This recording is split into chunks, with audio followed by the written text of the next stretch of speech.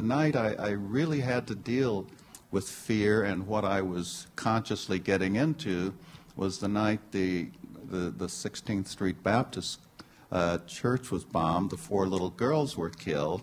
I was in Washington, D.C. when I heard it, and I went to visit some friends on a hot summer day. They were in Virginia, and I drove up to their house and was walking up, and the door was open, and I heard the radio announcing the bombing, and they came to the door, and I said, whoops, I'm going to have to go home.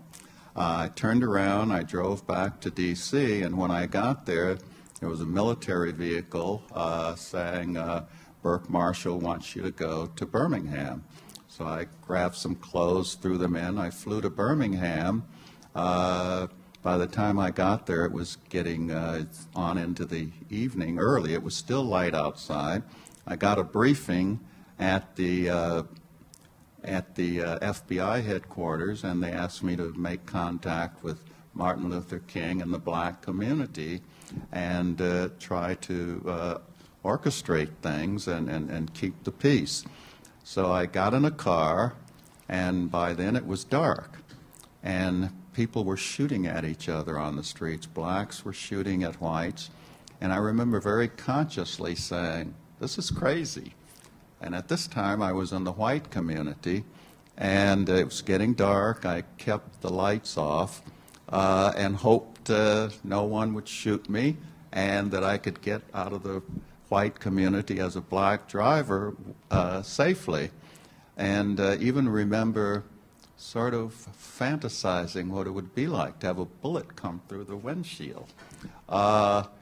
When I got to the black community, I turned on the lights so they could see that I was black. So I was conscious of this, and I knew it was dangerous. I don't know if I was stupid or dumb or committed. I don't know what drove me beyond that. But I was aware of it, but it seemed like something that needed to be done. And I have to say that I was inspired. I felt like a coward most of the time because I'd see these young school kids come to demonstrations, and they'd have a towel and a toothbrush with them, knowing they were going to get arrested, knowing they were going to probably get beat up, and knowing they were going to go to jail. And every time I got arrested, except the one time that the film indicated where I actually did get arrested and taken to jail, I did that because I was trying to show Dr. King I could get arrested.